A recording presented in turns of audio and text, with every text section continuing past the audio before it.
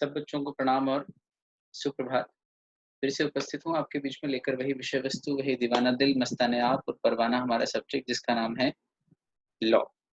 बच्चों, हम लोग कॉन्ट्रैक्ट ऑफ एजेंसी पढ़ रहे थे और हम लोगों ने एजेंसी में काफ़ी सारे टॉपिक कंप्लीट कर लिए हैं। चलिए आइए हम आगे का पोर्शन कंप्लीट करते हैं। थोड़ा सा ही बचा ये चैप्टर हमारा एजेंसी का। देखो, rights and duties of agent, rights and duties of principal, agency कैसे क्रिएट होती है, ये सब हम लोग पढ़ चुके हैं ना। एजेंसी बोलते किसको है, कंसीडरेशन जरूरी नहीं होता है एजेंसी में। ये सारी चीजें हम पढ़ चुके हैं। एक टॉपिक हमारा है एक्सटेंट ऑफ एजेंट्स अथॉरिटी, इसको पूरा करते हैं। यहाँ से एक्सटेंट ऑफ एजेंट्स अथॉरिटी। तो देखिए, इन नॉर्मल सर्कमस्टेंसेस, यानी कि जब कुछ इमरजेंसी ना हो, तो नॉर्मल सर्कमस्टेंसेस में तो एजेंट वो सब कुछ करने के लिए लायबल होता है जो उसको ऑथराइज किया है। मतलब पहले तो ये कि जो काम उसको सौंपा है वो करना है, और दूसरा उसकी मैक्सिमम लिमिट कितनी है, एक्सटेंट यानी कि कितना ज्यादा से ज्यादा कर सकता है। बोले जितना उसको ऑथराइज्ड है उससे ज्यादा नहीं कर सकता। मतलब नॉर्मल सर्कमस्टेंसेस में जितने के लिए वो ऑथराइज्ड है उतना ही एजेंट कर सकता है। पर इमरजेंसी का क्या, सेक्शन 189 इमरजेंसी में ये कहा जाता है कि एजेंट अपने एक्सटेंट यानी कि अपने लिमिट के बाहर भी जा सकता है। अपने दायरे की से, ये सीमा है, दायरा है, इस दायरे के बाहर जाके भी काम कर सकता है। He can breach his limits या एक्सटेंट। वाई?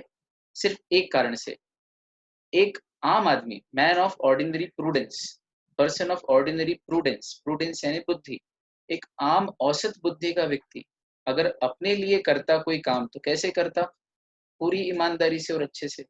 तो एक प्रिंसिपल को बचाने के लिए, मान लो किसी परिस्थिति में लॉस हो रहा है और उसको लॉस से बचाने के लिए अपनी पूरी बुद्धिमानी लगाकर, एज इफ मैं अपने लिए काम कर रहा हूँ, वो सब कुछ कर सकता है एजेंट जिसके लिए वो ऑथराइज्ड न भी हो।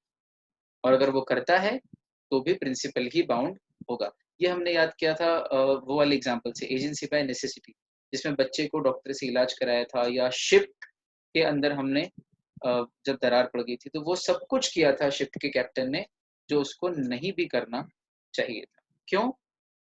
क्योंकि उस समय उसको अपने प्रिंसिपल को बचाना है। और एक कोई भी ordinary man of ordinary prudence ऐसा ही करता, कोई भी आम बुद्धि का व्यक्ति ऐसा ही करता। फिर एक पॉइंट आ रहा है, नोटिस टू एन एजेंट।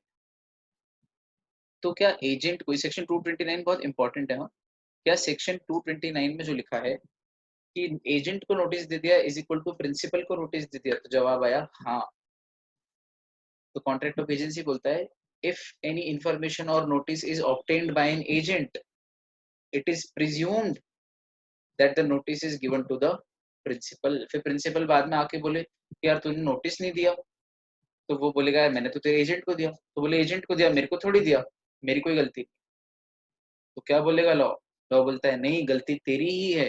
तूने ऐसा व्यक्ति को एजेंट ही क्यों बनाया जो तेरे से बातचीत नहीं करता है, तेरे को नोटिस नहीं देता है, भूल जाता है, लापरवाही करता है।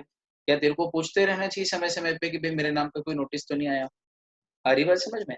एग्जाम्पल देता हूँ। देखो, आपने सुना होगा, अपन ने नेगोशिएबल इंस्ट्रूमेंट्स एक्ट पढ़ा था जब, कि भाई अगर नोटिस डिसऑनर हो जाता है कोई बिल ऑफ एक्सचेंज या चेक, तो उसका नोटिस देना कंपलसरी, नोटिस ऑफ डिसऑनर। तो नोटिस ऑफ डिसऑनर देना कंपलसरी है या नहीं है? ठीक। तो मान लो राज का बिल ऑफ एक्सचेंज मुझसे मतलब डिसऑनर हुआ, मुझसे तो नहीं, मतलब राज को पेमेंट करना था, पर मैंने जब पेमेंट मांगा तो डिसऑनर हो गया। तो अब मैं वो डिसऑनर का नोटिस राज को दूंगा, पर राज तो मिला नहीं।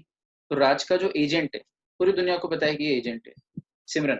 सिमरन को मैंने एजेंट दे दिया, एज एन एजेंट नोटिस दे दिया। तो लॉ में जो लिखी जो रिक्वायरमेंट है नेगोशिएबल इंस्ट्रूमेंट्स एक्ट में कि आपको नोटिस देना कंपलसरी है, क्या वो रिक्वायरमेंट मेरी फुलफिल हो गई है?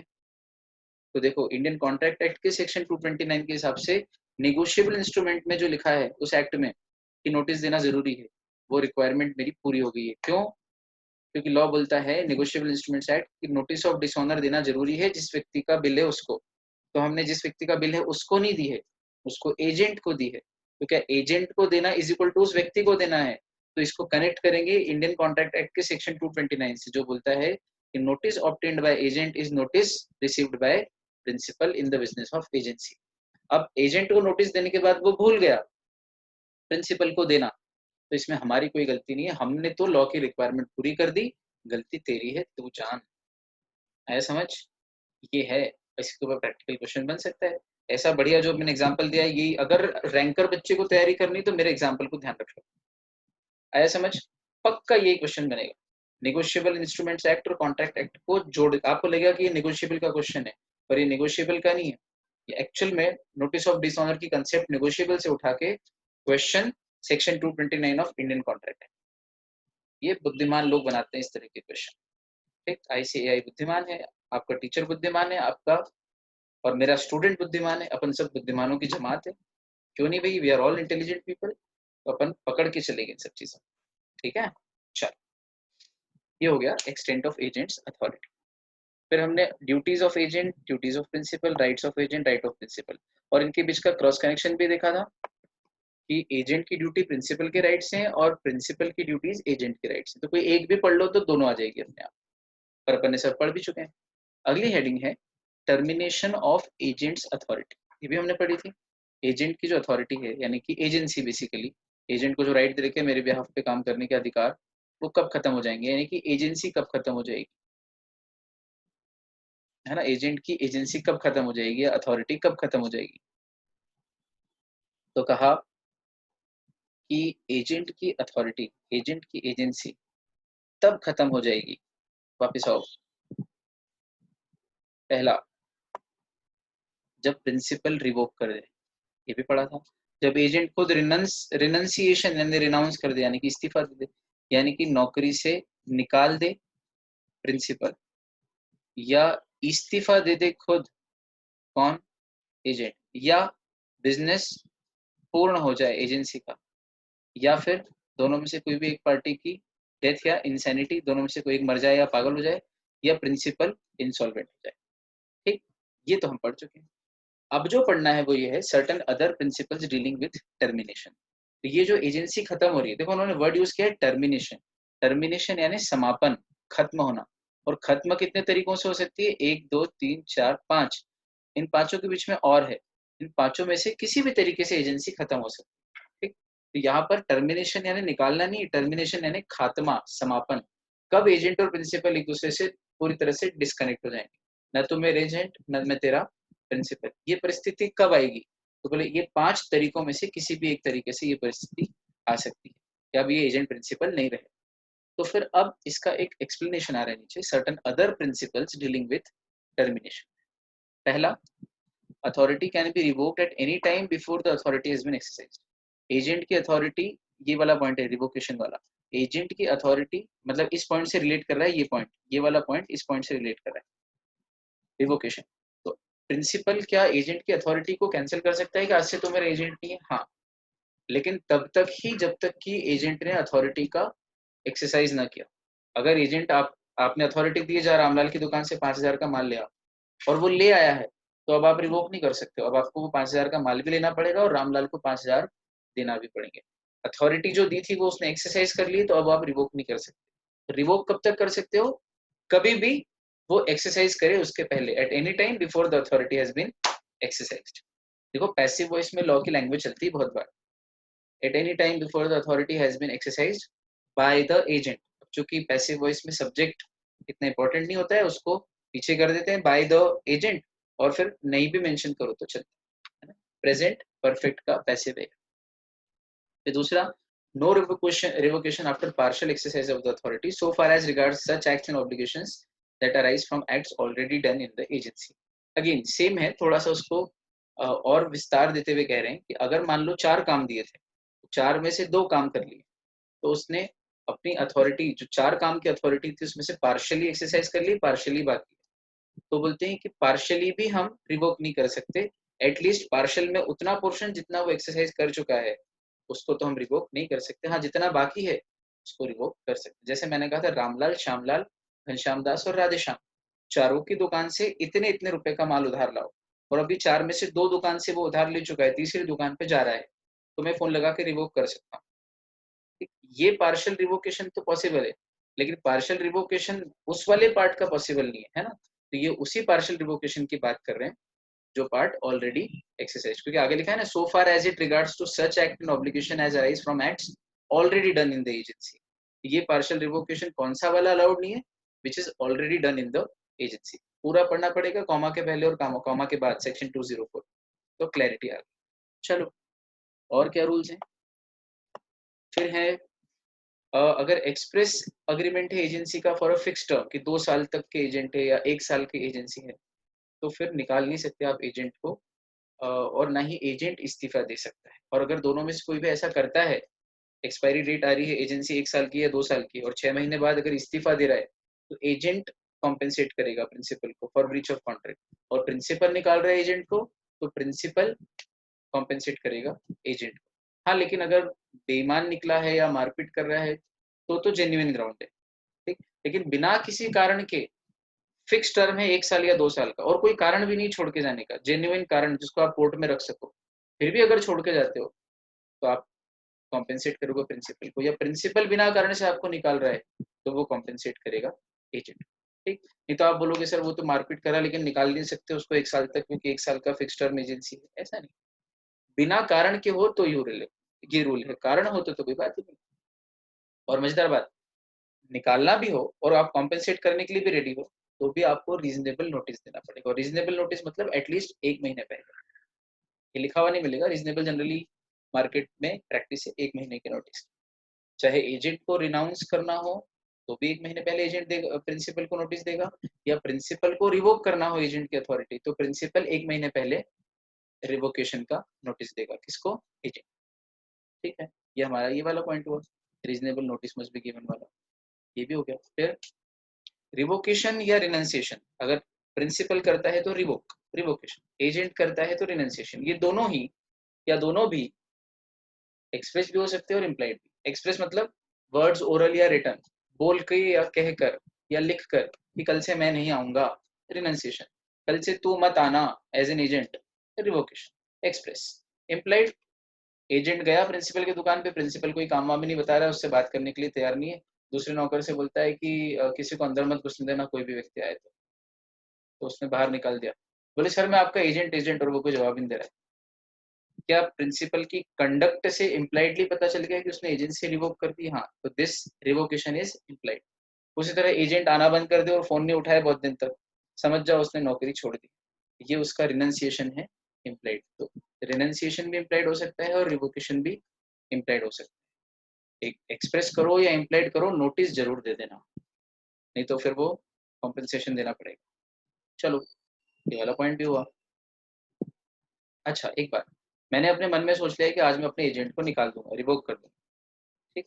या एजेंट ने अपने मन में सोच लिया है कि आज से मैं नहीं जाऊंगा, या 1 महीने बाद मैं जाना बंद कर दूंगा, तो ये मन में सोचना जरूरी है तो टर्मिनेट हो जाएगा, या सामने वाली पार्टी को नोन भी होना चाहिए, पता भी लगना चाहिए? ऑब्वियसली पता लगना चाहिए। तो एजेंसी का टर्मिनेशन एजेंट के पॉइंट ऑफ व्यू से देखो तो तब तक नहीं इफेक्टिव होता है, यानी कि तब तक वो टर्मिनेट नहीं होती है एजेंसी जब तक कि उसको पता ना लग जाए।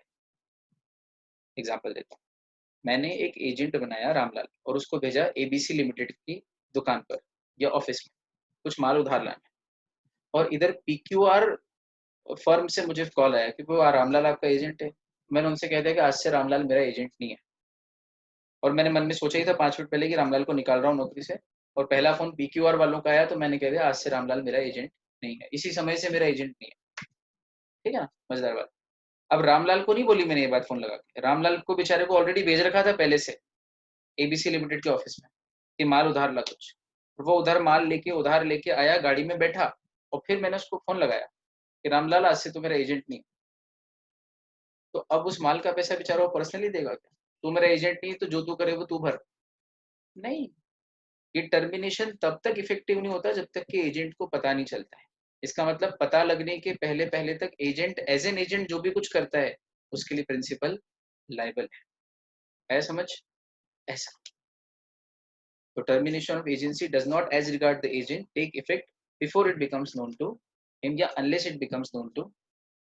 अच्छा थर्ड पार्टी के पॉइंट ऑफ व्यू से देखो तो भी रूल यही है, थर्ड पार्टी तो यही जानती है कि रामलाल मेरा एजेंट है, तो जब तक थर्ड पार्टी को पता नहीं चलता है कि मैंने उसको अपनी एजेंसी से निकाल दिया है, तब तक वो अगर उसको मेरा एजेंट मान के मेरे नाम से उधार दे रहे हैं तो मुझे ही चुकाना पड़ेगा, उनके उनके पॉइंट ऑफ व्यू से भी ये एजेंसी तब तक टर्मिनेट नहीं होती जब तक कि उनको मैं न बता दूं पब्लिक नोटिस देके। इसलिए एजेंसी अगर टर्मिनेट करते हैं तो उसका पब्लिक नोटिस देना जरूरी है, एक्सप्रेस एजेंसी का। तो जैसे पार्टनरशिप में जरूरी है क्योंकि वहां भी म्यूचुअल एजेंसी है, तो वहां भी पब्लिक नोटिस देना जरूरी है। सेम वेज यहाँ पर भी देना चाहिए।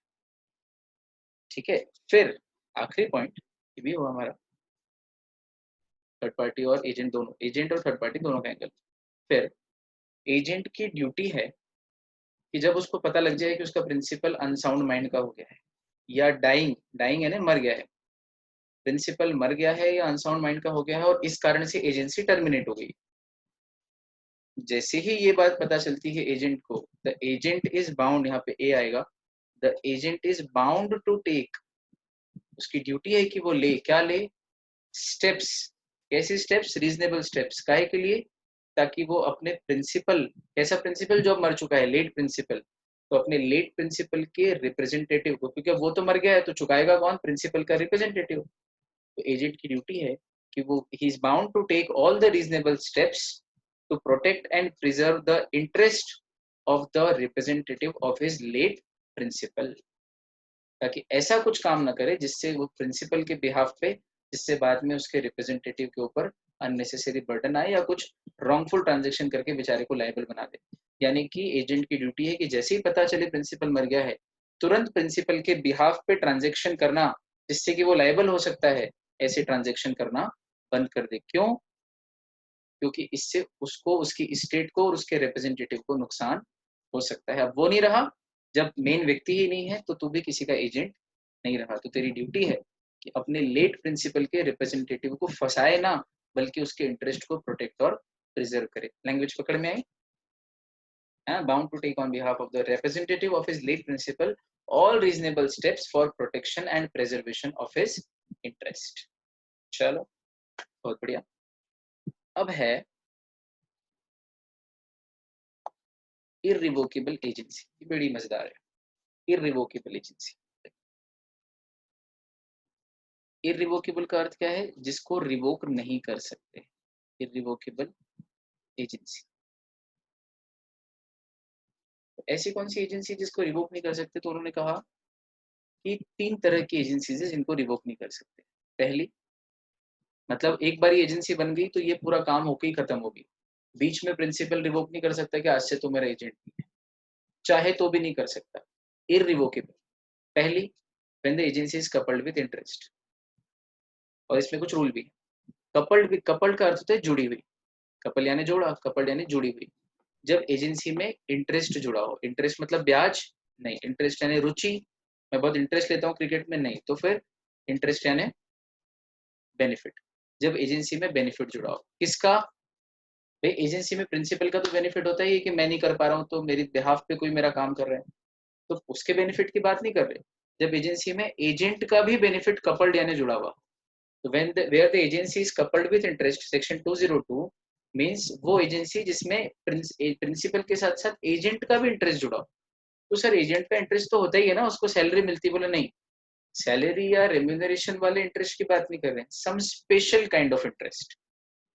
जैसे, जैसे मैंने अपने एजेंट से कहा कि ये मेरे मोबाइल फोन्स हैं, इनको बेच, और इनको बेचने पे जो पैसा आएगा वो तो मुझे देना, और मैं तुझे सैलरी दूंगा बदले में, कितनी, या कमीशन दूंगा से 100 रुपया पर मोबाइल के हिसाब से, या 200 रुपया पर मोबाइल के हिसाब से, तो 10 मोबाइल बेचेगा तो तुझे 2000 दूंगा, ये तो कमीशन हुआ। ये इंटरेस्ट तो इंटरेस्ट ही नहीं है। स्पेशल इंटरेस्ट क्या है कि ये मोबाइल कितने का एक है? 10,000 का एक, तो कुल कितना पैसा आएगा 10 मोबाइल बेचने पे? 1 लाख। वो 1 लाख मुझे देना, ठीक, और मैं तुझे पर मोबाइल 200 रुपया दूंगा, 2000, तो वो तो ठीक है। प्लस ये जो 1 लाख रुपया वसूल होगा, इसमें से मैंने तुझसे जो पहले 10,000 रुपये उधार लिए थे वो तो काट लेना, यानी कि तू अपने 10,000 रुपये पुराना जो मुझे तुझे देना है, जो मैंने लिए थे पहले उधार, वो जो मुझे तुझे देना है वो काट लेना, और मुझे सिर्फ 90,000 लौटा देना। जो मैं जो रेम्यूनरेशन या सैलरी दूंगा वो तो दूंगा ही, वो अलग है। प्लस एक इंटरेस्ट और जुड़ गया एजेंसी का, एजेंट का, क्या कि एजेंट का पुराना पैसा जो है, जो उधार दे रखा है उसने मुझे, वो रिकवर हो रहा है। तो क्या ये एजेंसी मेरा मोबाइल मेरे बिहाफ पे तू बेच, इस एजेंसी में मैं प्रिंसिपल और जिसको बेचा है बोला है बेचने के लिए वो एजेंट है, इस एजेंसी में उसको क्या मिल रहा है, रेम्यूनरेशन कितना, 10 मोबाइल का 200 रुपए पर पीस के हिसाब से 2000। लेकिन ये इस इंटरेस्ट की बात नहीं कर रहे, जो एक एडिशनल इंटरेस्ट जुड़ा है, कौन सा, कि इसमें से 10,000 रुपए तो अपने रख लेना जो मैंने तुझसे उधार लिए थे। मतलब उसका इंटरेस्ट क्या है, उसका बेनिफिट क्या है कि उसका पैसा रिकवर हो रहा है लोन का जो उसने दिया था, ठीक। और ये इंटरेस्ट ऐसा नहीं कि मैंने उसको भेज दिया, उसके 4-8 दिन बाद बोला एक काम कर, एजेंसी जो अपने बीच में क्रिएट हुई थी उसमें एक इंटरेस्ट ये जोड़ ले। नहीं, ये इंटरेस्ट बाद में नहीं जोड़ना चाहिए, है ना। It does not apply where the interest arises after, या बाद में वो मुझसे उधार ले। आ रही बात समझ में, ये उधारी पहले की होनी चाहिए। और उस पहले की ली हुई उधारी के लिए मैं ये कह दूं कि ठीक है, तू ये अपन एजेंसी क्रिएट कर रहे हैं, the day agency is created, उसी दिन से ये इंटरेस्ट भी अगर जोड़ देता हूँ मैं इस एजेंसी में, और interest not of remuneration but some special kind of interest, उसे कहते हैं एजेंसी कपल्ड विथ इंटरेस्ट। और एजेंसी कपल्ड विथ इंटरेस्ट एक बार बनने के बाद प्रिंसिपल रिवोक नहीं कर सकता है, ठीक। जान लगा दी आपने, मैंने भी लगा दी। चलो दूसरा पॉइंट, मतलब ये इररिवोकेबल एजेंसी। दूसरा, जब एजेंट ने अपनी पर्सनल लाइबिलिटी इनकर कर ली हो और फिर उसको लॉस हो जाएगा अगर रिवोक कर दो तो। जैसे मैंने अपने एजेंट से कहा कि यार तू जा ही रहा है मार्केट में, तो एक काम कर, मेरे लिए 10 किलो चावल ले आना।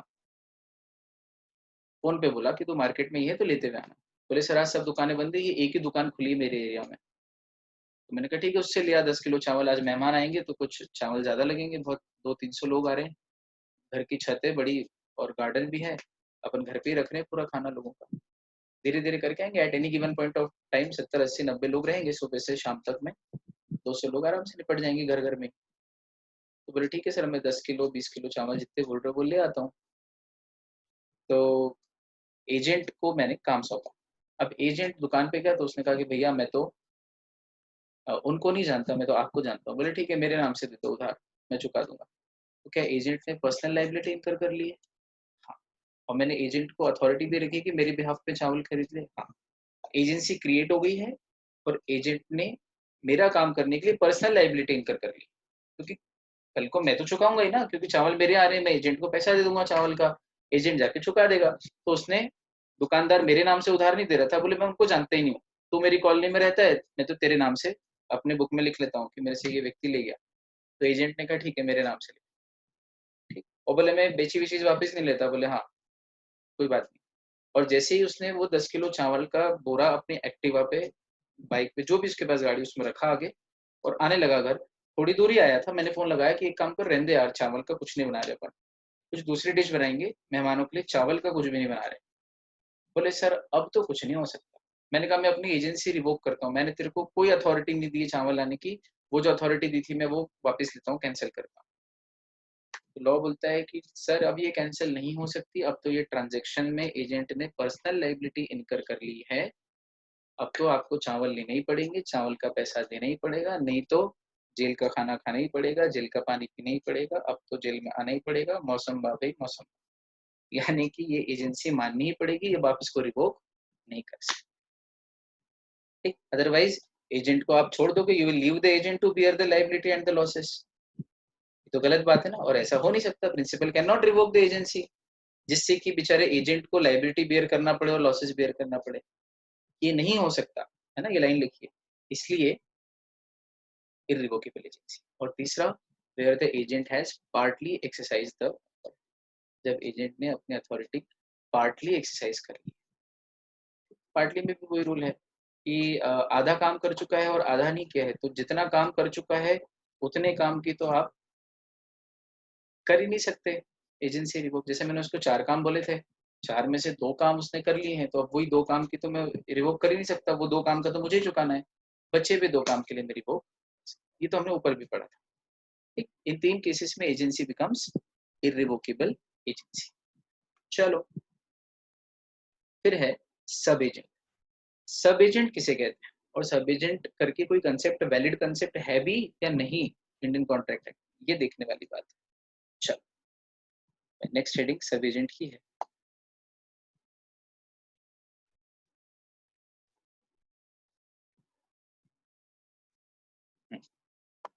A sub-agent is a person employed by or acting under the control of the original agent in the business of agency. देखो एग्जाम्पल बनाते हैं। ए ने बी को अपना एजेंट बनाया, ठीक है, एक काम सौंपा बी को कि ये काम कर लेना, और बी ने ए का वो काम सी को सौंप दिया। तो बी एजेंट है, ए प्रिंसिपल है, ये तो ठीक है, और सी क्या है, सी एजेंट का एजेंट है, सब एजेंट। रूट वर्ड है प्रीफिक्स सब, सब का अर्थ होता है अंडर, नीचे। तो एजेंट के नीचे जो एजेंट है या एजेंट के अंडर जो एजेंट है वो सब एजेंट। सब मरीन, मरीन यानी पानी, तो जो पानी के नीचे चलती है, डूब के चलती है पानी में, वो सब मरीन। सबऑर्डिनेट, ऑर्डिनेट यानी ऑर्डर में जो नीचे आता हो, एम्प्लॉयर और उसके नीचे, या सुपीरियर उसके नीचे, सब ऑर्डिनेट।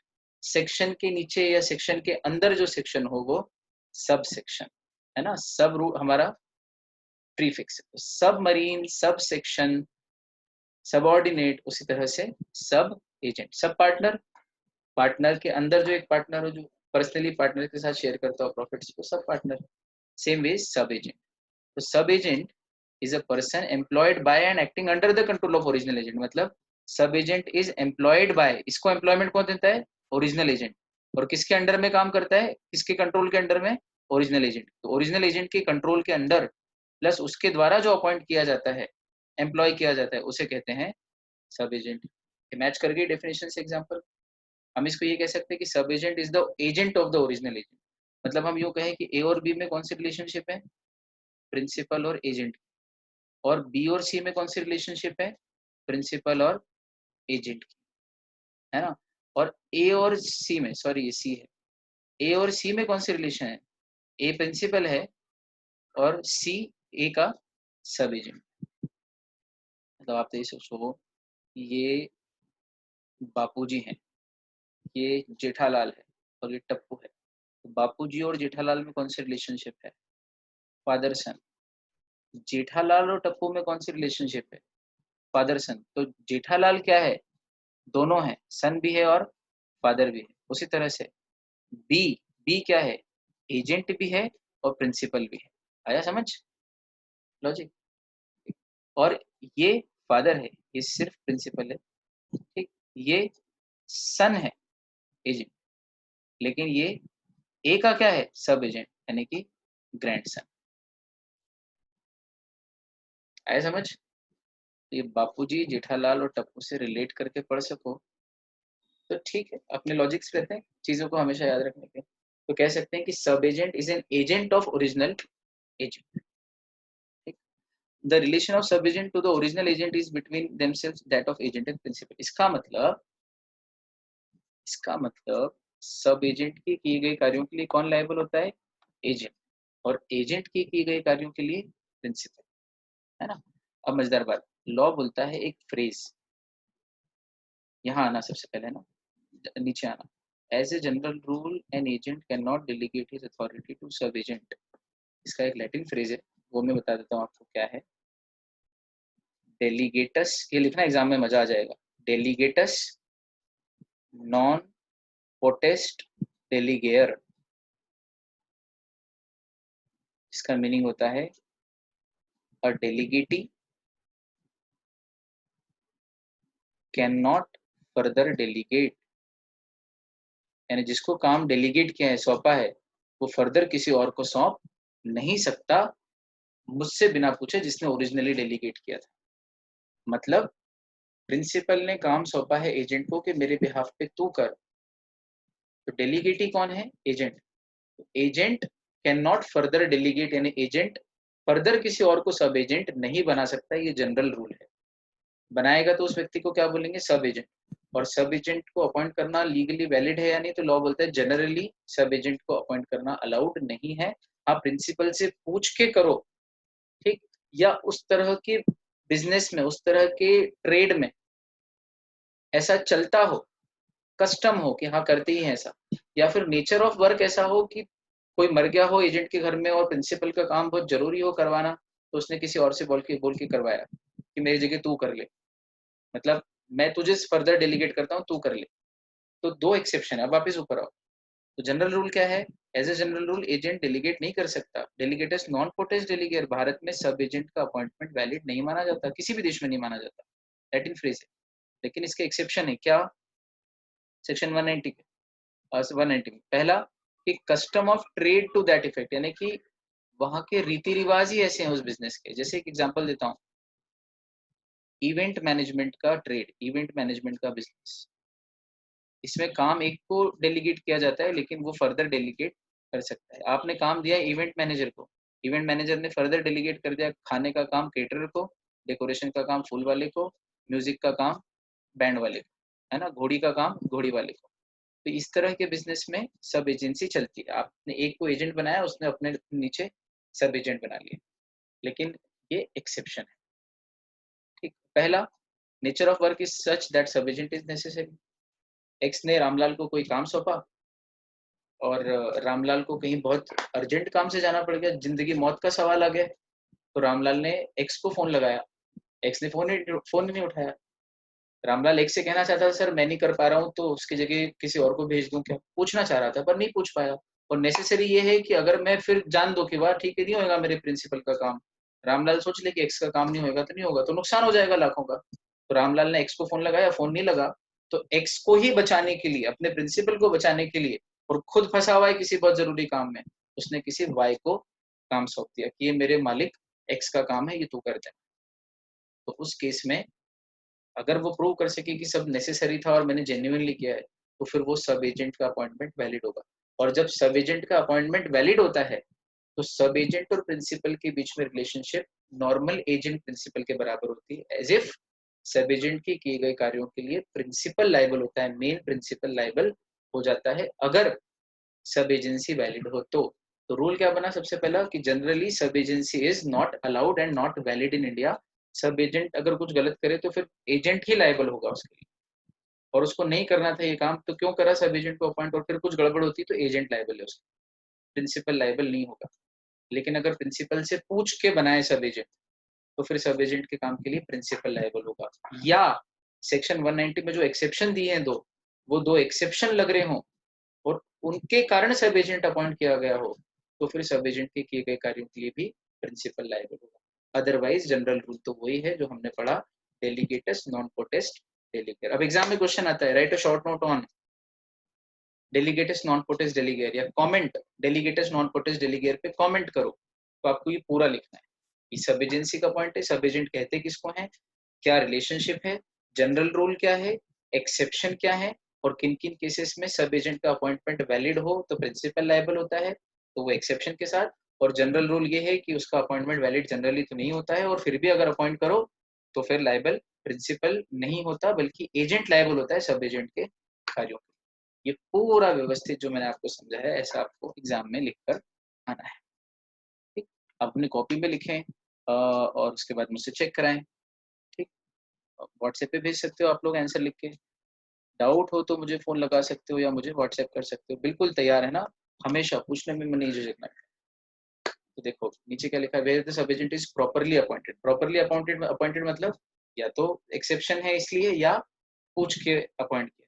और दूसरा point, where the sub agent is not properly appointed, तो उस केस में नॉट प्रॉपरली अपॉइंटेड मतलब फिर जनरल रूल लग रहा है कि आपने बिना पूछे अपॉइंट कर दिया, तो उस केस में सब एजेंट के एक्ट्स के लिए प्रिंसिपल लायबल नहीं होगा थर्ड पार्टीज के प्रति, बल्कि एजेंट लायबल होगा, जो कि एजेंट सब एजेंट का प्रिंसिपल है।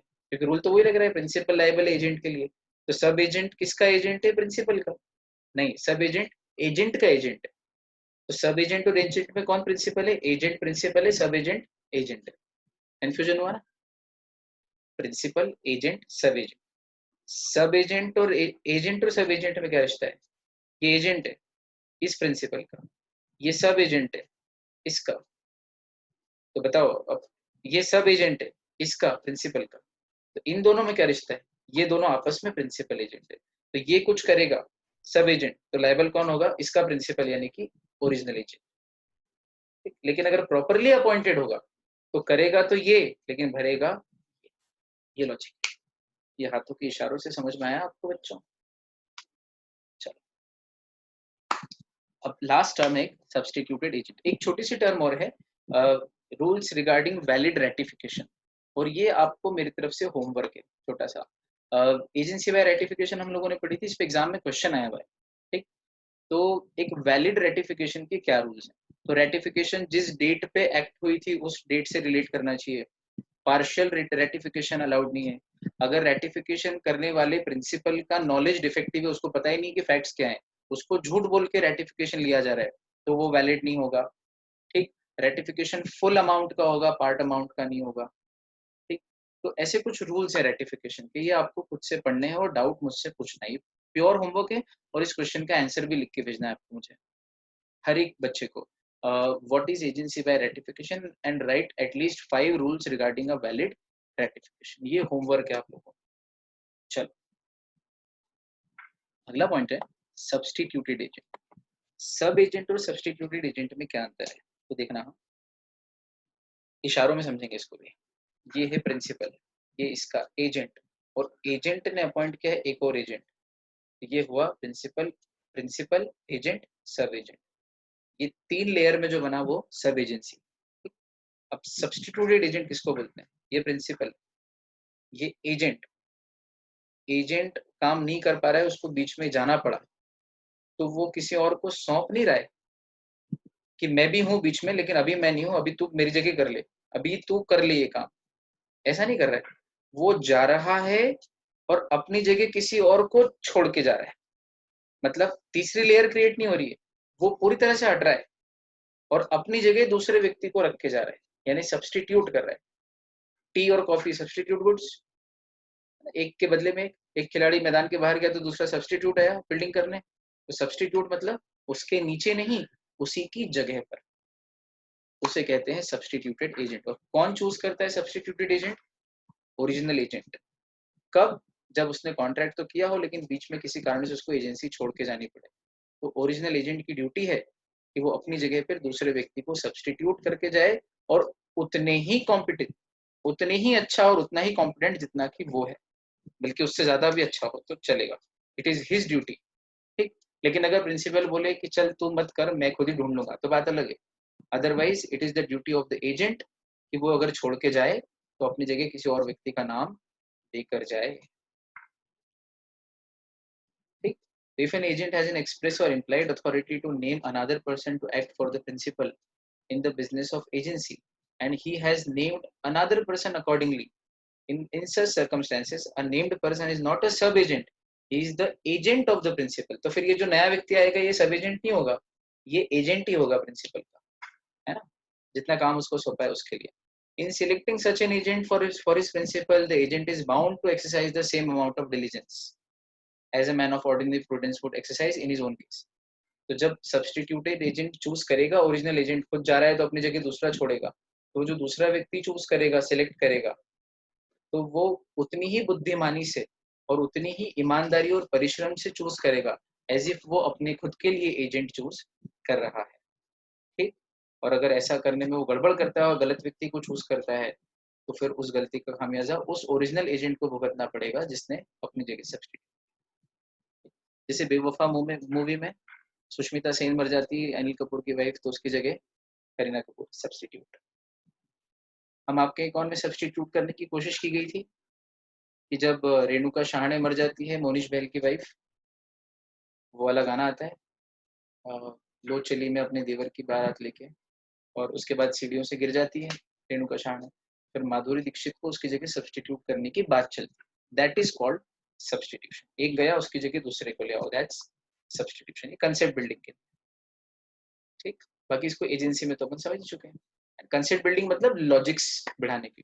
बेवफा देखे आपने, जिसमें वो गाना है, मेरा दिल जिस दिल पे फिदा है वो दिलरुबा है, हाँ दिलरुबा है, फिर बाद में यही गाना चेंज रिप्राइज होके आता है, वो बेवफा है, हाँ बेवफा है। बड़ी मजेदार है। चलो, पूरी पिक्चर तो मैंने भी देखी, गाने बहुत अच्छे हैं, थोड़ी थोड़ी बीच में बिट्स एंड पीसेस में देखने में आ जाती है। चलो भाई, ये हुआ सब्स्टिट्यूटेड एजेंट। एक दो कंसेप्ट छोटी छोटी और है बच्चे लोग। एक है अननेम्ड प्रिंसिपल, हाँ, दूसरी है अनडिस्क्लोज्ड प्रिंसिपल, और तीसरी है प्रिटेंडेड एजेंट।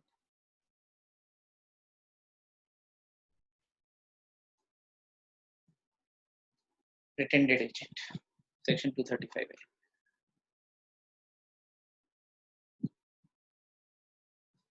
ये 3 चीजें एक्स्ट्रा पे थोड़ी बात करते हैं 2 मिनट। अननेम्ड और अनडिस्क्लोज्ड प्रिंसिपल में क्या अंतर है, क्या चीजें? जब मैं रामलाल की दुकान पर जाता हूँ और रामलाल से कहता हूँ कि मुझे 10 किलो शक्कर दे दे, तो आपको क्या लगता है रामलाल क्या सोचेगा, कौन खरीद रहा है? सौरभ बड़जात्या खरीद रहा है या सौरभ बड़जात्या किसी का एजेंट बन के आया है और उसके लिए खरीद रहा है? कुछ नहीं बोलोगे तो दुकानदार यही समझेगा ना कि मैं अपने लिए खरीद रहा हूँ, पर असल में मैं किसी एक्स नाम के व्यक्ति का एजेंट हूँ और उसने मुझे भेजा है कि जाओ रामलाल की दुकान से 10 किलो शक्कर लाओ। मैं रामलाल की दुकान पे गया, मैंने कहा 10 किलो शक्कर दे दो उधार, और उसने दे दी। और उस मेरे मुझे जानता है वो बाय बाय फेस और बाय नेम, उसने अपनी बुक में मेरा नाम भी लिख लिया बुक्स ऑफ अकाउंट्स में कि भी सौरभ बड़जात्या के नाम पे 10 किलो शक्कर उधार।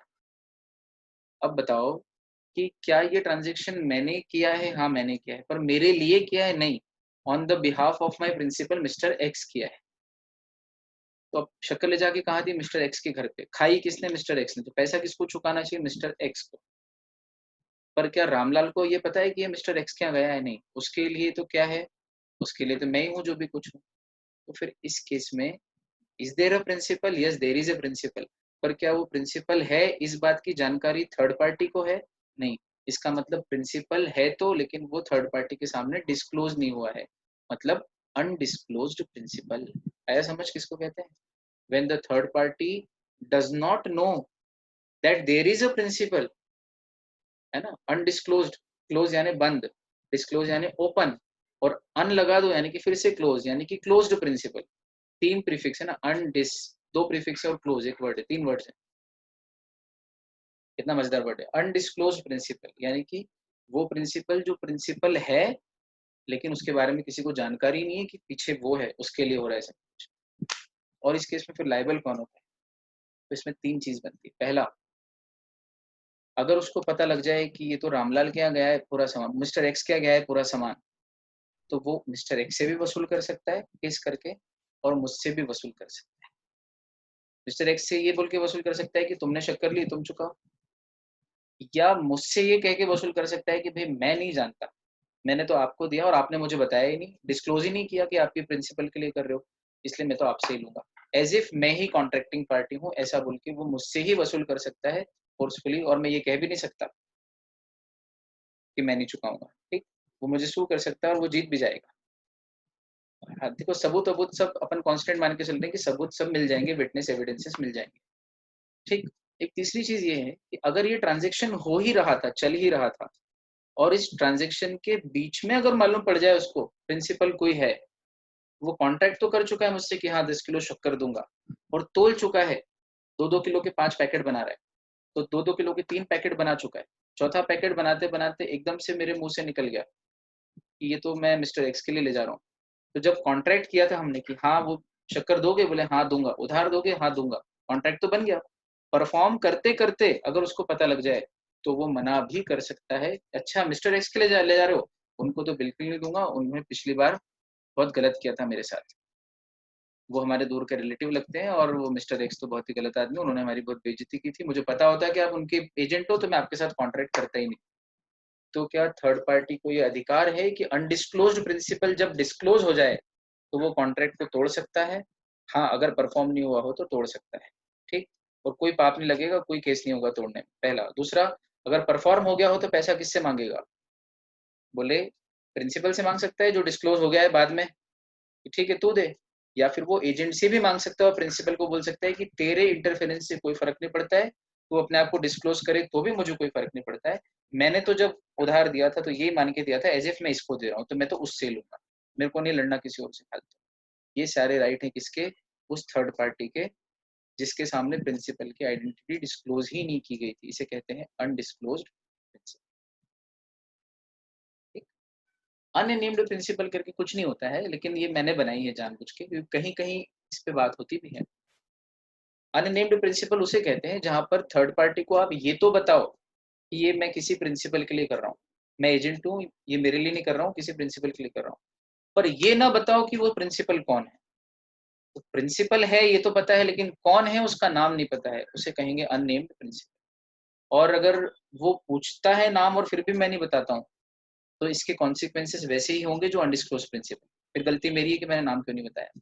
वो इंसिस्ट कर रहा था, पूछ रहा था नाम बताओ, और मैं जानबूझ के नहीं बता रहा हूँ, तो फिर मैं ही लायबल हूँ पर्सनली, वो मुझसे ही मांगेगा पैसे, है ना। अनडिस्क्लोज प्रिंसिपल वाले जो कॉन्सिक्वेंसेज है वही लग जाएंगे। लेकिन अगर वो बहुत ज्यादा लोड नहीं लेता है, बोले ठीक है तेरा कोई प्रिंसिपल है, बाद में पूछ लूंगा उसका नाम, कभी भी जान लेंगे उसके बारे में, तो ये ट्रांजेक्शन हो जाएगा। और बाद में लायबल तो प्रिंसिपल ही रहेगा, जिसका नाम पहले नहीं पता था बाद में पता लग जाएगा। कैसे पता लगेगा, ये सिचुएशन से, सर्कमस्टेंसेस से वो लगा लेगा, और नहीं लगा पाएगा तो फिर मुझसे ही मांगेगा। ये अननेम्ड। और प्रिटेंडेड एजेंट किसको बोलते हैं? प्रिटेंड करना यानी शो करना, बहाना बनाना। जैसे कि कोई बीमार ना हो फिर भी प्रिटेंड कर रहा है मैं बीमार हो गया, अरे यार पेट दुख रहा है आज तो मैं स्कूल नहीं जाऊंगा, तो अपन बोलते हैं भाई ये प्रिटेंड कर रहा है, ये कोई बीमार नहीं है, सिर्फ शो कर रहा है, झूठ बोल रहा है, फेक बीमारी का नाटक कर रहा है पेट दुखने का, ताकि स्कूल ना जाना पड़े। तो वो एजेंट जो एजेंट होता है नहीं, लेकिन अपने आप को फेक तरीके से शो करता है कि मैं एजेंट हूँ, उसे कहते हैं प्रिटेंडेड एजेंट। अगर प्रिंसिपल वहां मौजूद हो और वो उसकी बात को रोके ना, तो ये एजेंसी वाइज टॉपिल बन जाती है ना। लेकिन अगर कोई भी ना हो वहां पर, प्रिंसिपल ना हो, और सिर्फ कोई व्यक्ति जाके अपने आप को रामलाल का एजेंट बता दे, तो फिर उस समय वो प्रिटेंडेड एजेंट है, और बेचारे रामलाल को तो पता भी नहीं है, इसलिए रामलाल तो लायबल नहीं होगा इस केस में। ठीक है, कोई एजेंसी वाइज टॉपिल या होल्डिंग आउट नहीं लग रही है, सिर्फ एजेंट ही पर्सनली जाके अपने आप को किसी और का एजेंट बता रहा है, जिसमें प्रिंसिपल को पता भी नहीं है ना, उसके सामने हो रहा है सब कुछ। ये व्यक्ति प्रिटेंडेड एजेंट कहलाएगा। और प्रिटेंडेड एजेंट किसी भी ट्रांजेक्शन का पर्सनली खुद लायबल व्यक्ति होता है, उसके लिए उसका कोई प्रिंसिपल लायबल नहीं होता, क्योंकि किसी ने उसको अपना एजेंट बनाया ही नहीं है, ना इम्प्लाइडली, ना एक्सप्रेसली, ना होल्डिंग आउट, ना स्टॉपल। उसे कहते हैं प्रिटेंडेड एजेंट। इसकी डेफिनेशन क्या बनेगी? A person who pretends to act as an agent on behalf of someone when he is actually not an agent, and the person on whose behalf he is pretending also does not know that he is pretending to be his agent. Such an agent is called pretended agent, and the pretended agent is personally liable to third party for all the acts done by him, all the transactions entered into by him. तो ये तीन अच्छी concept है। देखो undisclosed और unnamed में एक अच्छा बढ़िया मजेदार कंसेप्ट बिल्डिंग का आंसर बताता हूँ। कंसेप्ट से याद रहेगा कि चीज क्या है। जैसे कोई लड़की है, उसको प्यार हो गया, तो अब वो घर में गाना गा रही है, सीटी बजा बजा के बाल बना रही कांच के सामने, सज संवर के जाने लगी है। किसी ने कह दिया कि ब्लैक कलर तुम पे सूट करता है, तो ब्लैक ही ब्लैक कलर के कपड़े खरीद लाई बहुत सारे। वो पहले मम्मी उसकी ब्लैक कपड़े दिलाती थी तो उसको पसंद नहीं थे, तो माता जी जो उसके अंदर जो रंग ढंग में अंदाज में चेंजेस आ रहे हैं वो नोटिस कर रही हैं। तो माता जी को पता लग गया है कि कोई न कोई तो बॉयफ्रेंड है, बस नाम पता नहीं चल रहा। There is a principal but the name is not known, तो ये कहेंगे अननेम्ड प्रिंसिपल, अननेम्ड बॉयफ्रेंड। और कोई लड़की बड़ी चालाक है, 5 साल से रिलेशनशिप में, लेकिन घर वालों को मजा लेके पता लग जाए, कभी बाथरूम में मोबाइल लेके नहीं जाती, कभी नीचे मुंह करके मोबाइल में टाइप करते हुए हंसती नहीं है, घर वालों के साथ बढ़िया रहती है, सिंपल कपड़े पहन के निकल के आती है, और बिल्कुल बॉयफ्रेंड के साथ इतनी बढ़िया रिलेशनशिप मेंटेन कर रखी है, practical relationship, genuinely in love, शादी करेंगे, पर ये दिन रात बाबू सोना करने की जरूरत नहीं, घर पे रहूंगी तो घर वालों के साथ, यहाँ पे आऊंगी तो तुम्हारे साथ। वाह, घर वालों को खबर भी नहीं है कि बच्चे के प्यार के प्रसंग चल रहे हैं बहुत लंबे। So when the family members do not even know that there is a principal, undisclosed principal, and when know there that there is a principal, बस नाम नहीं पता हो, तो unnamed principal। इक्वेट करना, बॉयफ्रेंड कोई प्रिंसिपल नहीं होता है, लेकिन कंसेप्ट बहुत बढ़िया बिल्ड हो जाएगी। अननेम्ड यानी पता हो कोई है लेकिन नाम नहीं पता हो, अनडिस्क्लोज्ड कोई है यही नहीं पता है, ये बाद में कभी पता लगेगा, तब के तब कॉन्सिक्वेंसेस देखेंगे जो अपन ने पढ़े, undisclosed. So this is how we have come to this to the end of this chapter, which is contract of agency. You heard me very patiently. I'm very thankful to you people. Till then, it's a bye bye. Take care and keep smiling. Thank you so much. चलो बच्चों, enjoy करो. Bye bye.